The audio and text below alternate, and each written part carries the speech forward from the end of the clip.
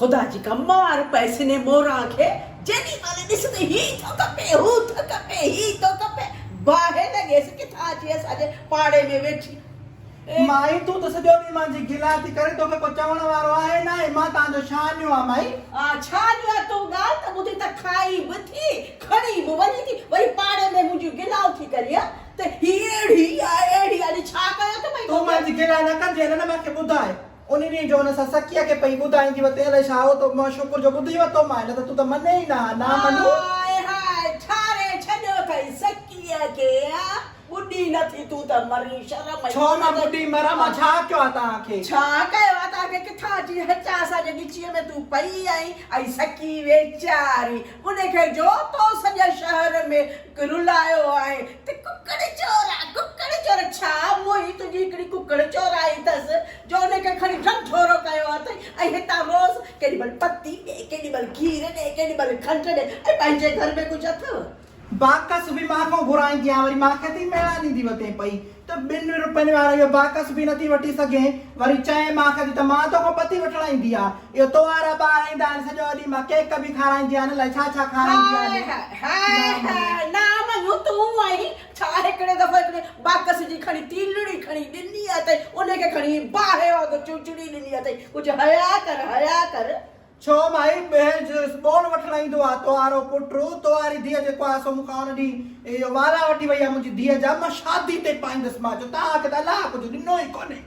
हर शइ असांखां वठी शादी ते बि लटा बि असांजा पाए वञनि शादी ते बाहि कान लॻई मां हिकिड़ो दफ़ो छा वरितोसीं ओड़े पाड़े में माण्हू कमु न ईंदो आहे छा हाणे सॼे शहर में मूंखे बदनाम कंदी आहे छा ॿुधी नथी करे कुझु हया कोन अथई ऐं हाणे ठहियो मांखे तूं ॾे थी ॾिढा त तूं असां कोई खंड बि वठी थी वञे पते बाक़ी मां को तव्हां लटा वठी वञो हर शइ वठी वञो मां तव्हांखे कुझु न चवां हा साईं विलायती वॻो हुयई विलायती वॻो सो असां पाए चूड़े हुनखे फाड़े सफ़ा ज़री करे छॾीसीं मूंखां जेका साड़ी वठी ऐं हीउ जेको हीउ पायो वरिती हुई इहो अलाह जे नाले ते मूं तोखे ॾिनो हा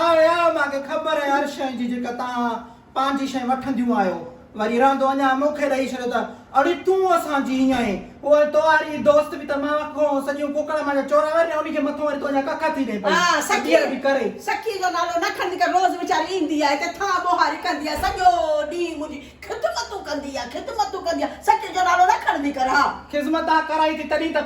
करेसि थी न पर भराई मुंहिंजो त कुकड़ चोराए वई अलाए छा खणी वई जेका अचे थी लुक आहे पोते में विझी खणी थी वञे पई ऐं नोह सां त सुठो हाल वेचारी जेका वेठी आहे शहर जी पढ़ियल लिखियल अथई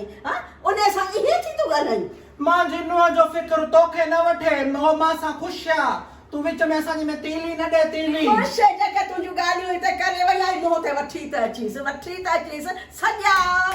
पार पधरा कया अथसि तोवारी नुंहुं हा सुञाणासि मां तोखे बि सुञाणा तूं जेको पंहिंजी ससु हुन सां नुंहं सां रह आयो जा ससु सां जेके तूं जहिड़ा कया उहो बि राज को लिखियल कोन्हे हर शइ खे ख़बर आहे मूं वारी ससु हुई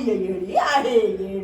पोइ छो न चवंदीसांसि केरु कंहिंजी बर्दाश्त कोन कंदो आहे उहो वेचारी ग़रीबड़ी हुई कोन्हे लफ़्ज़ न चवंदी तोखे सॼो ॾींहुं वेचारी तुंहिंजी क़िस्मत में हूंदी जेको कमु चवंदी हुअसि उहो कंदी वरी अञा ॾिंगी मूं वरी ख़ुदा कर छा ऐं हाणे हल वञा माई त रहण बि मां कोन आई आहियां तव्हां त पाड़े जड़ाई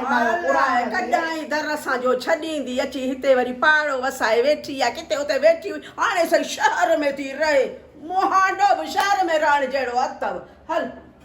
के जाए